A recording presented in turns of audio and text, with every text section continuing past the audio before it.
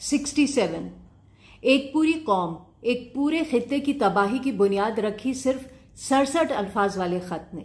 ये वो खत था जो 2 नवंबर 1917 को उस वक्त के बरतानवी वजीर खारजा आर्थर जेम्स बैल्फोर ने बरतानवी ज्यूइश कम्युनिटी के सरबरा लॉर्ड वॉल्टर रॉथचाइल्ड को लिखा और उसे यकीन दिलाया कि बरतानवी हुकूमत फलस्तीन की सरजमीन पर एक यहूदी रियासत कायम करने में ज़ायनिस्ट यहूदियों की भरपूर मदद करेगी।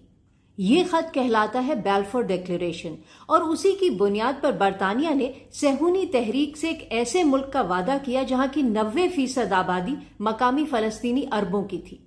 पहली आलमी जंग और सल्तनत उस्मानिया की टूट फूट के नतीजे में फलस्तीनी सरजमीन 1917 में बरतानिया के कब्जे में चली गई। अक़वाम मुत्तहिदा से पहले जो आलमी तंजीम थी लीग ऑफ नेशंस, उसने जैसे ही 1922 में फलस्तीन पर बरतानवी कब्जे को मंजूर किया तो ब्रिटिश हुकूमत की मदद से दुनिया भर के यहूदी, बिलखुसूस ज़ायनिस्ट यहूदियों ने फलस्तीनी इलाकों में आना शुरू कर दिया और वो सिलसिला आज तक जारी है।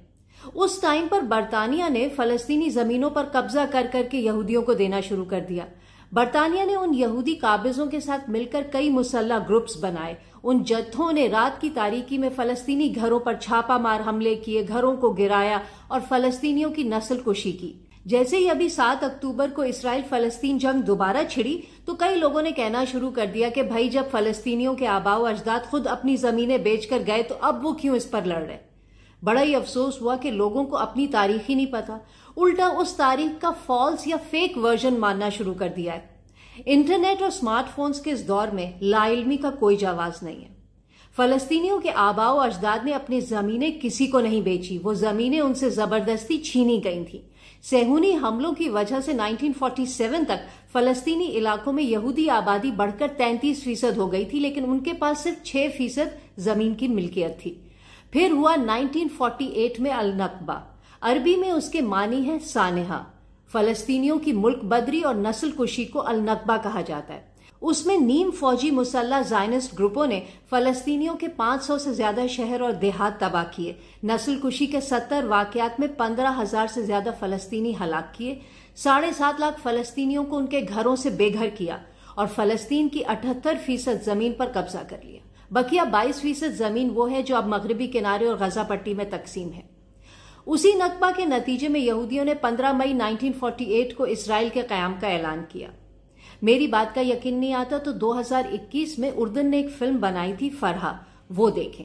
वो एक ऐसी लड़की की सच्ची कहानी पर मबनी है जिसने अपनी आंखों से नकबा के दौरान सेहूनी मजालिम देखे।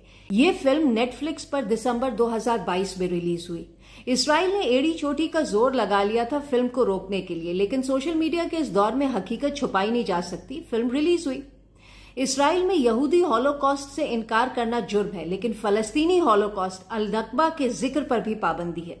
मगरबी मीडिया भी ज्यादातर इन्हीं के कंट्रोल में है, इसीलिए आज लोगों को यहूदियों का हॉलोकॉस्ट तो याद है, लेकिन फलस्तीनी हॉलोकॉस्ट अल नकबा भूल गए। यहां यह भी बता दूं कि अल नकबा से पहले और बाद में बहुत से यहूदी ऐसे थे जिन्होंने इसराइल में रहने से इनकार कर दिया था, क्योंकि वो ज़ायनिस्ट के जंगी जराइम और फलस्तीनियों की नस्ल कुशी के खिलाफ थे। नामवर यहूदी डॉक्टर और मुसन्निफ हैं गैबोर माटे। वो नाज़ी जर्मनी के हॉलोकॉस्ट सर्वाइवर भी हैं।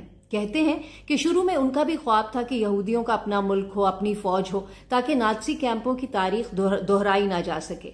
लेकिन जब वो वहां पहुंचे तो उन्हें पता चला कि यहूदी ख्वाब को हकीकत बनाने के लिए उन्हें मकामी फलस्तीनियों के साथ वही कुछ करना है जो हिटलर ने यहूदियों के साथ किया, क्योंकि मकामी आबादी को खत्म किए बगैर यहूदी रियासत किसी तौर कायम नहीं की जा सकती थी। आज इसराइल दुनिया की वाहिद काबिज ताकत है। जो लोग कहते हैं कि गजा पट्टी और मगरबी उर्दन दुनिया की सबसे बड़ी ओपन एयर जेलें हैं, तो उनके लिए अर्ज है ये जेल्स नहीं है, ये कॉन्सेंट्रेशन कैंप्स हैं, बिल्कुल वैसे ही जैसे नाज़ी जर्मनी में थे। दुनिया कहती है अल नकबा 2 साल जारी रहा, मैं कहती हूं अल नकबा कभी खत्म ही नहीं हुआ।